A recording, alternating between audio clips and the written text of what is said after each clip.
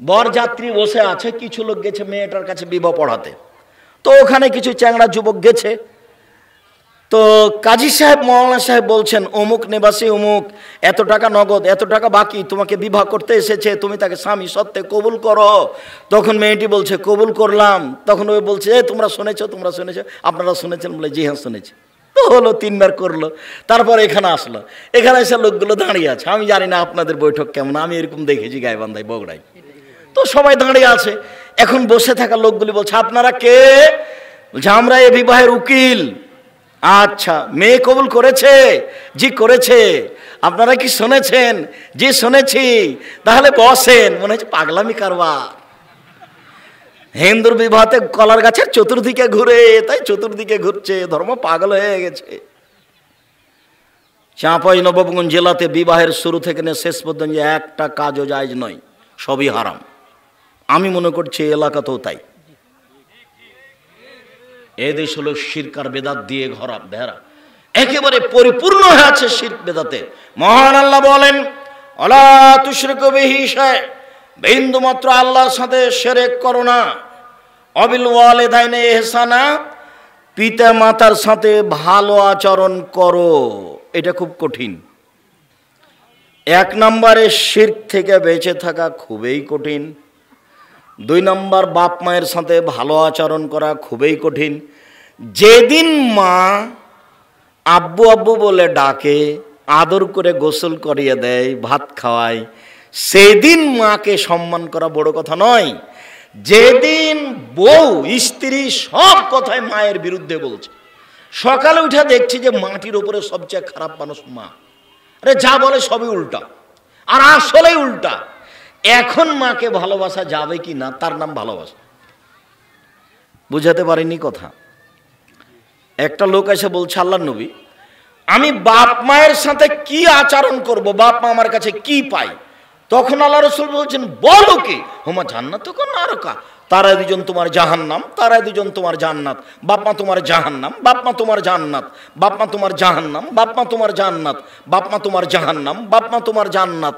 ওর সন্তুষ্টই জান্নাত, ওর অসন্তুষ্টি জাহান্নাম। টিকে থাকা খুবই কঠিন। একবারে বাস্তব দেখতে পাবেন তাকিয়ে, যে আপনার ছেলে খেতে বসেছে, আপনার বোনের ছেলে খেতে বসেছে, আপনার মা মাছের মাথাটা, বড় টুকরাটা আপনার বোনের ছেলেকে দিয়ে দিল, আপনার ছেলেকে দিল না।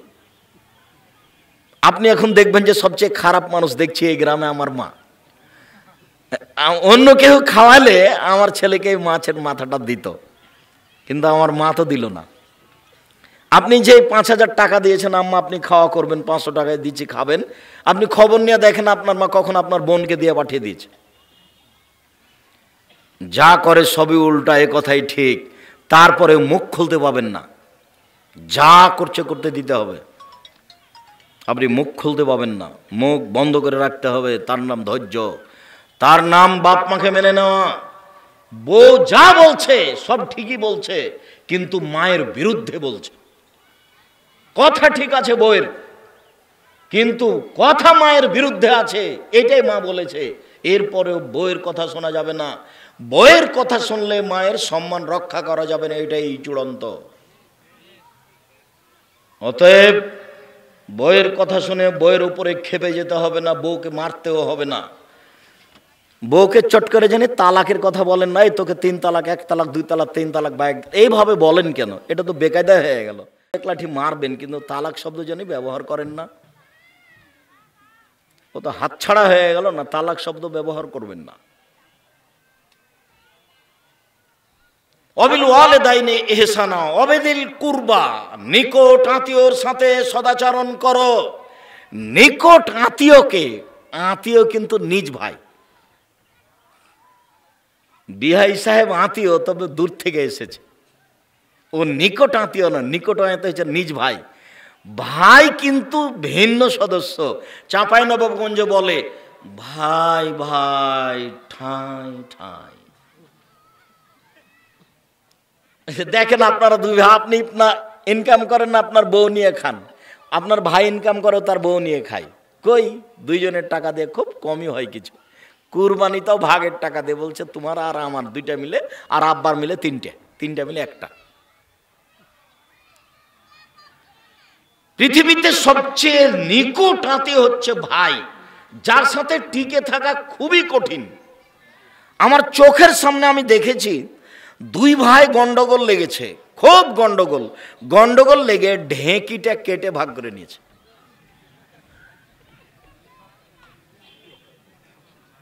এর নাম ভাই, এর সাথে টিকে থাকা খুব কঠিন।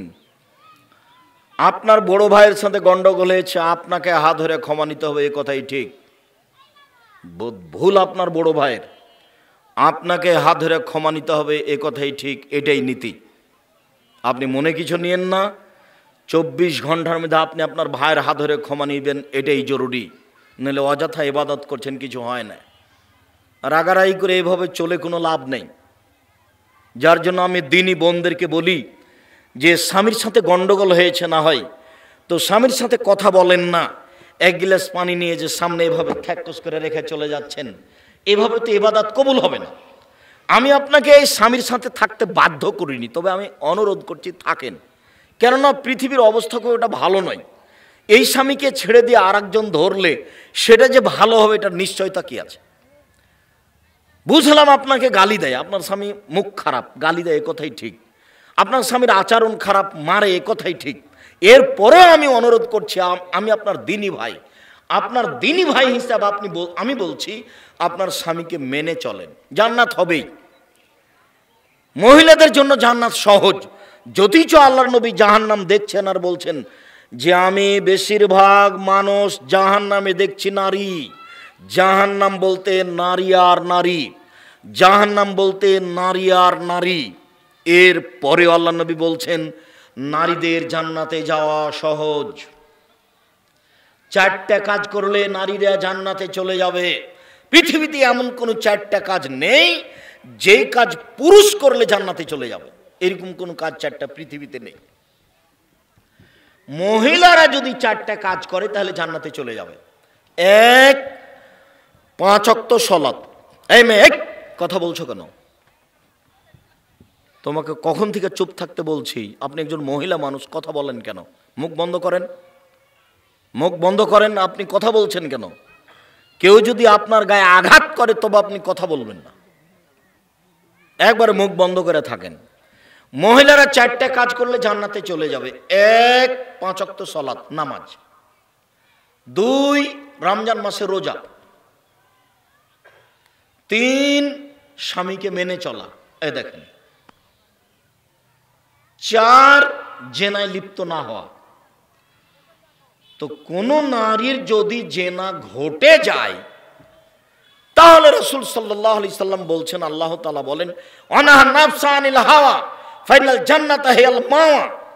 কোন মহিলা যদি অশ্লীল কাজ থেকে নিজেকে ঠেকিয়ে দিতে পারে, আজ থেকে আর অশ্লীল কাজে লিপ্ত হব না, এই বলে যদি কোনো পুরুষ নারী নিজেকে ঠেকিয়ে দিতে পারে, আর করবে না, তাহলে আল্লাহ বলছেন আমি তাকে জান্নাতুল মাওয়া দিলাম।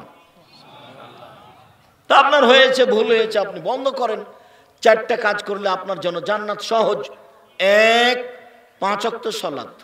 2, রমজান মাসে রোজা, সিয়াম। 3, স্বামীকে মেনে চলা। 4, জেনা লিপ্ত না হওয়া। জান্নাতের সব দরজা খোলা, এই কথা মুহাম্মদ সাল্লাল্লাহু আলাইহি সাল্লাম বলেন, আমি বলিনি। তো এই কথাটা কেন আসলো? যে আপনারা 2 জা বা 5 জা, ঘটনা কিন্তু বড় জায়ের ঘটেছে, তার কারণে গন্ডগোল হয়েছে। আপনি ছোট, আপনি আপনার জায়ের হাত ধরে ক্ষমা চাইবেন যে আপা ভুল হয়েছে, আমাকে মাফ করেন। এটা সহজ হবে? ও আপনার বড় যাও, ও আগে এসেছে এই বাড়িতে, ও আপনার কাছে হাত ধরে ক্ষমা নিতে কষ্ট পায়, লজ্জা পায়। কথা বুঝাতে পারি না মনে হয়? আপনার জন্য এটা সহজ। আপনি কেন এভাবে বলতে চাচ্ছেন?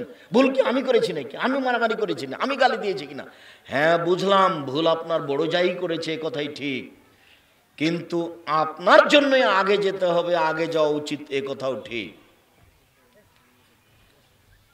তো আপনারা ভাই ভাইকে অনুরোধ করছি, 24 ঘন্টা পার হয় না, রাত পার হয় না যেন, উপস্থিত বৈঠকের দিনই মুসলিম বোন, আপনার রাত পার হয় না যেন আপনি আপনার বড় জায়ের হাত ধরে ক্ষমা নিয়ে নেবেন। যা হয়েছে হয়েছে, এখন থেকে ভালো অবস্থায় ইবাদত করতে হবে। মরণ আসলো কি আসলো, এই যে কাকে কালকে দেখেছিলেন, আজকে আর নেই। মরণ তো একেবারে অল্প সময়ের জন্য। এইভাবে মন কষাকষি করে চলে কি হবে?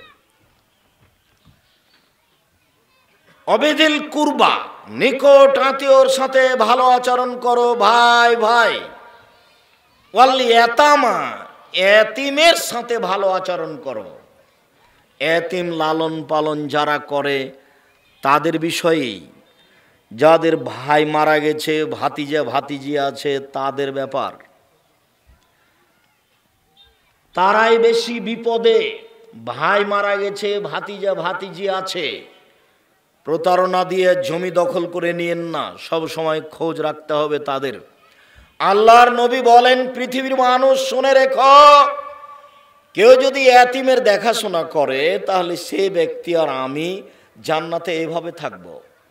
তর্জনী এবং মধ্যমা আঙ্গুলকে তিনি জমা করলেন, অফাররাকা বাইনাহুমা, দুইটার মধ্যে একটু ফাঁকা করলেন। দেখো দেখো দেখো, এতিমের যে লালন পালন করে সে ব্যক্তির আমি জান্নাতে এভাবে থাকব। তর্জনী মধ্যমায় দুটি আঙ্গুল দিয়ে ইশারা করলেন, মধ্যে একটু ফাঁকা রাখলেন। এখানে আর একটা কথা আছে, আল্লাহ নবী বলছেন, কেউ যদি দুইটা বেটির লালন পালন করে, মেয়ের শিক্ষা দীক্ষা দেয়, বিবাহ শাদী দিয়ে দেয় বাপ হয়ে, তাহলে আমি মুহাম্মদ সাল্লাল্লাহু আলাইহি ওয়াসাল্লাম আর ওই বাপ জান্নাতে একসাথে থাকবো। তখন আঙ্গুল দুটি দেখালেন, তখন জমা করে দিয়েছে। মেয়ের লালন পালনের দাম বেশি। 10টা ছেলেকে মাস্টার ডিগ্রি পাস করালে জান্নাত হবে, এ কথা মুহাম্মদ সাল্লাল্লাহু আলাইহি ওয়াসাল্লাম বলেননি। পড়াতে হবে, আপনি বাধ্য, তাই পড়াচ্ছেন। জন্ম দিয়েছেন, পড়াবেন, আপনি বাধ্য। তো এর বিনিময়ে জান্নাত হবে, এই কথা মুহাম্মদ সাল্লাল্লাহু আলাইহি ওয়াসাল্লাম বলেননি। বড় ওকে লাঠি দিয়ে পিটাতে হবে, এই কথা মুহাম্মদ সাল্লাল্লাহু আলাইহি ওয়াসাল্লাম বলেন। কিন্তু দুইটা মেয়ে লালন পালন করেন, তখন বিনিময় জান্নাত। তখন আঙ্গুল দুটি আল্লাহ রাসূল কিভাবে দেখালেন বলেন তো? মনে থাকবে না মনে হয়। তখন জমা হয়েছিল। আর যখন দেখাচ্ছিলেন এতিম, আর যখন দেখাচ্ছিলেন এতিম, তখন একটু ফাঁকা করেছিলেন। অল ইয়াতামা, এতিমের লালন পালন। আনাস রাদিয়াল্লাহু তাআলা আনহু বলেন, যা রাজুলুন নবী সাল্লাল্লাহু আলাইহি শাকা কলবহু কাসওয়াতা কলবিহি, আল্লাহর নবীর নিকটে একটা লোক এসে বলল, আল্লাহর নবী, আমার অন্তরটা খুব শক্ত, মানুষ টাকা পয়সা চাইলে দিতে পারি না, কৃপণতা চেপে ধরে, ভেতরে কোনো মায়া মহব্বত বোঝা যায় না। এইখানে আর একটা বাক্য বলে রাখছি, যেটা আরো দু একদিন বলেছি, মনে আছে।